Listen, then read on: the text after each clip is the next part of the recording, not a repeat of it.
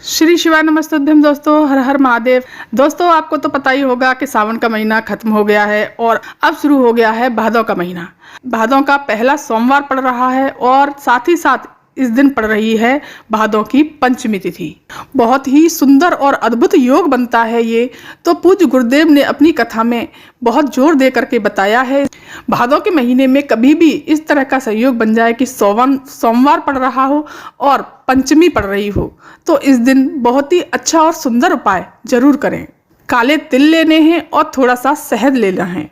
धन से जुड़ी हुई जो भी समस्याएं हैं, दिक्कतें हैं, धन नहीं आ रहा, कर्जा बहुत हो गया है, धन की आवक नहीं बढ़ रही, धन में वृद्धि नहीं हो रही, तो इसके लिए बहुत सुंदर उपाय बताया है पूज्य गुरुदेव ने। माता लक्ष्मी का आपके घर में सदा सदा के लिए वास हो जाए। साथ ही साथ आपके पास किराया देने तक के पैसे नहीं हैं और व्यापार अच्छा नहीं चल रहा, किराया तक नहीं है आपके पास, धन दौलत नहीं है आपके पास और व्यापार नहीं चल रहा है, धन की इतनी समस्या है कि बहुत परेशानियां झेलनी पड़ रही हैं आपको, तो बस आप एक इस उपाय को कर लेना। आपकी धन की सारी समस्याएं, जितनी भी दिक्कतें हैं, वो सब दूर हो जाएंगी। पूज्य गुरुदेव की कथा सुनकर और समझकर बहुत ही अच्छे से और विस्तार से समझाऊंगी, ध्यान देकर सुनिएगा।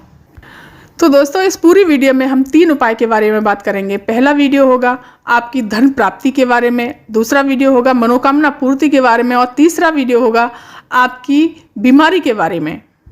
सबसे पहले बात करते हैं पहले वाले उपाय की। आपके घर में धन की बहुत ज़्यादा समस्या है, व्यापार नहीं चल रहा, आपके घर में लक्ष्मी जी का वास नहीं है और नौकरी नहीं है, पैसा कहीं से आ ही नहीं रहा है। आप बहुत प्रयास कर रहे हैं, बहुत मेहनत कर रहे हैं, हताश हो गए हैं, फिर भी धन की कहीं से आवक नहीं हो रही है।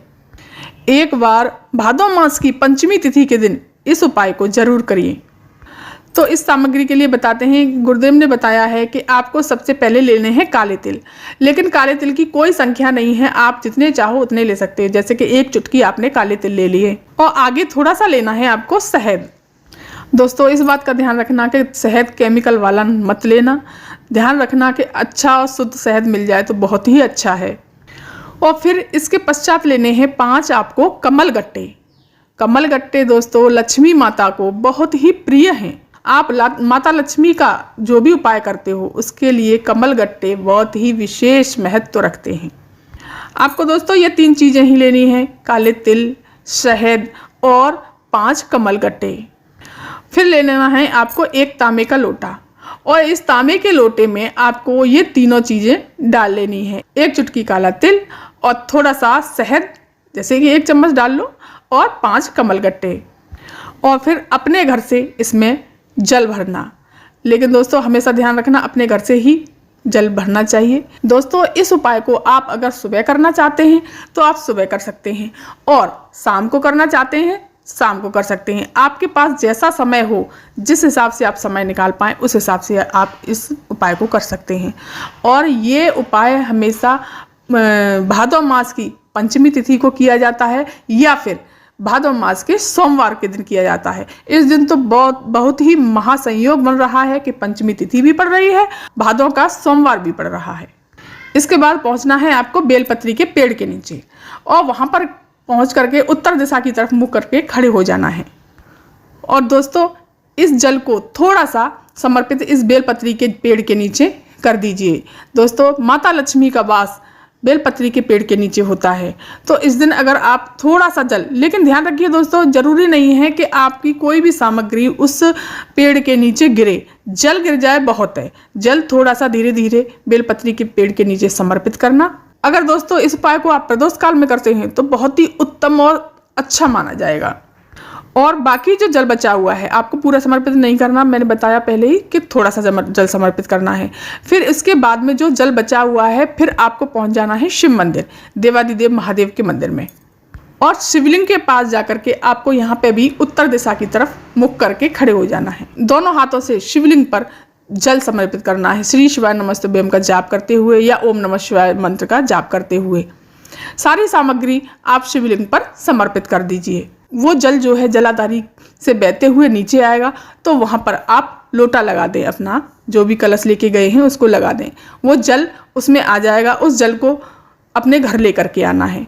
और दोस्तों ये बात ध्यान रखना कि थोड़ी देर शिव मंदिर में बैठना और भगवान से प्रार्थना करना जो भी समस्या है देवादिदेव से, महादेव से प्रार्थना करके अपनी सारी समस्याएं बोलना और अपना नाम और गोत्र बोलकर अपनी मनोकामना बोल देना और फिर उस जल को सीधे अपने घर की तरफ लेकर चले आना। घर में ला करके उस जल को हर जगह छींट देना है, लेकिन ध्यान रहे दोस्तों, बाथरूम में और शौचालय में इस जल को ना छींटें।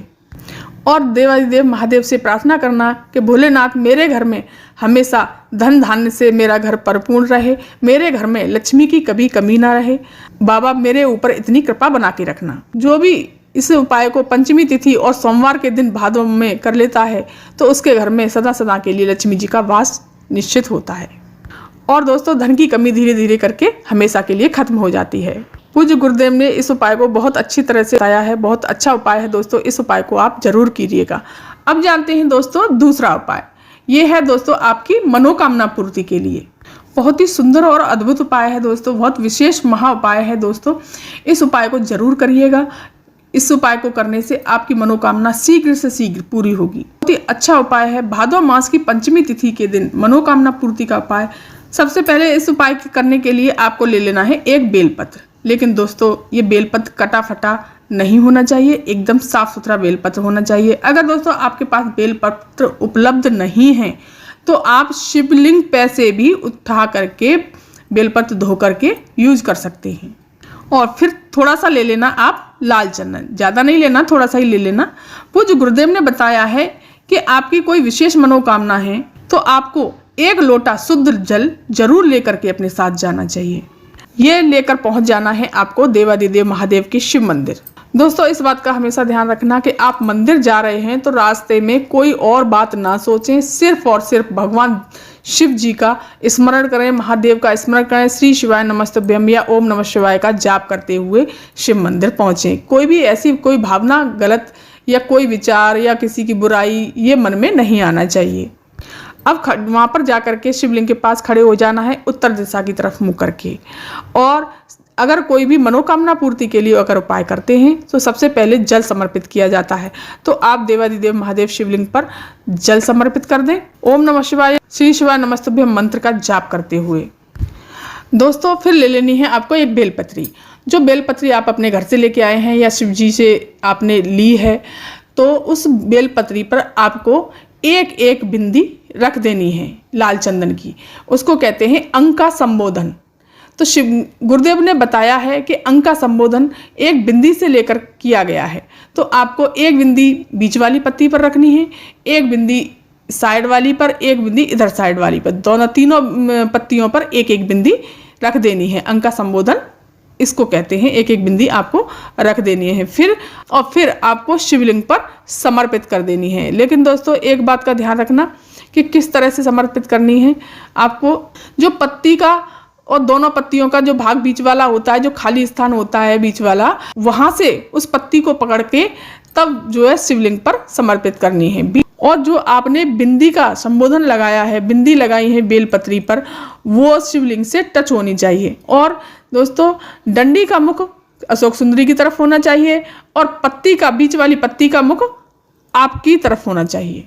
और इसी पत्ती के ऊपर अपना दाहिना हाथ रख के अपनी मनोकामना जो भी है, जो भी इच्छा है, जो भी मनोकामना है वो बोल करके और नाम और गोत्र बोल करके अपनी मनोकामना बोल दीजिए। और फिर ये उपाय करके आप अपने घर की तरफ चले आना।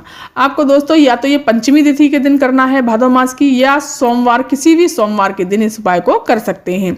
दोस्तों कल तो बहुत ही शुभ संयोग बन रहा है, इस उपाय को जरूर करिएगा। अब जानते हैं तीसरा उपाय। तीसरा उपाय दोस्तों है बीमारी के लिए। कोई भी ऐसी बीमारी हो गई है जो खत्म होने का नाम ही नहीं ले रही है। बहुत सारे आपने उपाय कर लिए, व्रत कर लिए और बहुत जगह दिखा लिया आपने, लेकिन बीमारी खत्म नहीं हो रही। बौर करते करते आप थक गए, तब आप इस उपाय को जरूर करिए।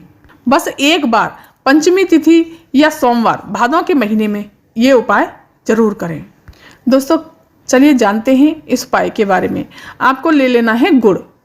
गुड़ के 7 टुकड़े कर लीजिए। गुड़ के 7 टुकड़े करके छोटे छोटे गुड़ के टुकड़े कर लीजिए, अपने हिसाब से कर लीजिएगा। और आपको फिर लेना है एक तांबे का लोटा और उसमें अपने घर से जल भर लेना है। फिर उस लोटा को लेकर के और उन गुड़ की डलियों को लेकर के आप पहुंच जाना शिव जी के मंदिर। वहां पहुंच करके शिवलिंग के पास खड़े हो जाना है, लेकिन उत्तर दिशा की तरफ मुख करके। फिर उपाय को आप कैसे करेंगे ये मैं अभी आपको बताती हूँ। पूज्य गुरुदेव ने बहुत अच्छी तरह से बताया है इस उपाय को। आप दोस्तों इस उपाय को जरूर करिएगा। जो 7 गुड़ की डलियां लेके गए हैं वो एक एक करके शिवलिंग पर समर्पित करते जाइए और अपना नाम और गोत्र बोल करके। और जो शुद्ध जल लेके गए हो आप अपने घर से, उस जल को आप शिवलिंग पर समर्पित कर दें।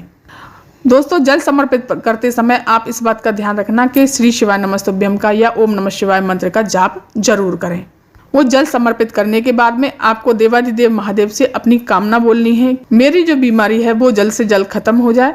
और इस कामना को करके जो भी आपको कामना करनी है, जिस तरह से करनी है वो आप कामना करके, और जो भी 7 डलियां आपने शिवलिंग पर समर्पित करी हैं उन 7 डलियों को अपने जो जिस जल से लोटे से जल चढ़ाया है उसमें उठाकर डाल लेना। और फिर उसके बाद आप वापस अपने घर की तरफ चले आना। जिस दिन से आपने ये उपाय किया है उस दिन से आपको क्या करना है, डेली 1 गुड़ की डली लेकर के आनी है। शिव मंदिर डेली आना है और 1 गुड़ की डली लेकर के आनी है और शिव जी की चौखट पर बैठ करके, मंदिर की चौखट पर बैठ करके वो डली खा लेनी है। जैसे आपने पंचमी तिथि के दिन किया या सोमवार के दिन किया, कल तो पंचमी और सोमवार दोनों ही पड़ रहा है, तो एक तो उसी दिन खा लेना, घर मंदिर की चौखट पर बैठना, मंदिर के दरवाजे की चौखट पर बैठना और 1 डली उसी दिन खा लेना और फिर घर ले जाना और दूसरे दिन फिर शिव मंदिर आना, फिर मंदिर की चौखट पर बैठकर दूसरी डली फिर खाना। इसी क्रम को 7 दिन आपको करना है। आपके शरीर की बड़ी से बड़ी बीमारी, बड़े से बड़ा रोग खत्म हो जाएगा। पूज्य गुरुदेव ने ये उपाय बहुत ही खास और अद्भुत उपाय बताया है। दोस्तों इस उपाय को जरूर करें अगर आपकी बीमारियां नहीं कट रही हैं, दवाइयां नहीं लग रही हैं तो।